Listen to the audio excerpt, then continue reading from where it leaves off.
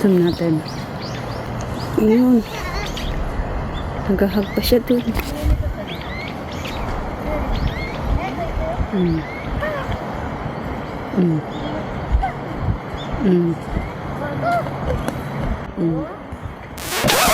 Yep, that's me. You're probably wondering how I ended up in this situation. Naghahag pa siya.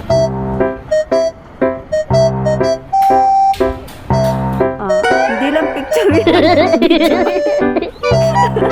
Video pa yan para pag nakulong ka. Guys, ito pala ang ibig sabihin kapag yayakap ka ng puno. Ano ang ibig sabihin, ate? Hugging a tree is more than a quiet moment in nature. It calms your heart, balances your energy, grounds your spirit, releases tension, and restores your connection to the earth. Let your soul lean in. Nature has been waiting for you. Okay. At dahil nandito tayo kay... Nature is my medicine. Yep. Nandito tayo kay... Ito, you catch my heart. Itong malaking sakura na to.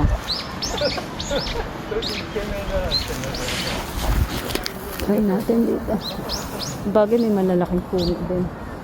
Pero parang ito yung pinakamalaking puno. Payakap lang po. Oh my God, lagi na akong hugging a tree.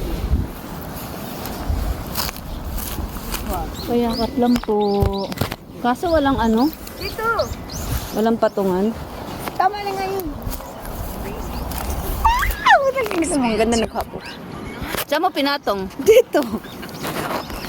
Diyan mo pa pinatong?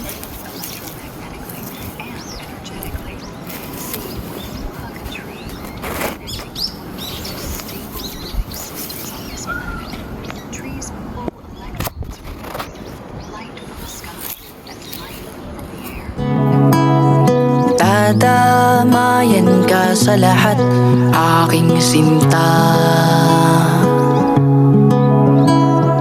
Kahit gaano pa kalalim, aking sisisirin at lalanguyin para ika'y aking sagipin. Tuwing nalulunod ka, nahihirapan ka, di magdadalawang isip na tulungan ka. Kaya wag mo akong itaboy tuwing naguguluhan ng iyong sarili.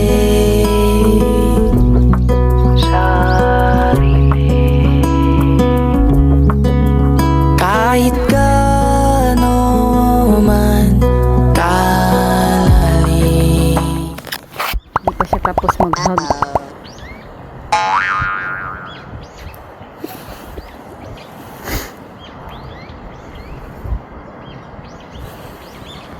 Zoom natin. Ayun. Naghahag pa siya dun.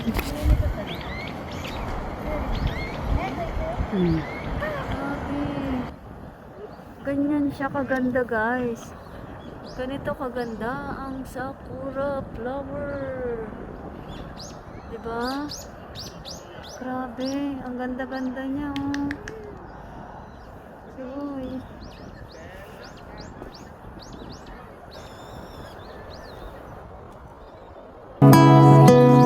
Dadamayan ka sa lahat, aking sinta. Kahit gaano pa kalalim, aking sisisirin at lalanguyin para ika'y aking sagipin. Tuwing nalulunod ka, nahihirapan ka, di magdadalawang isip na tulungan ka.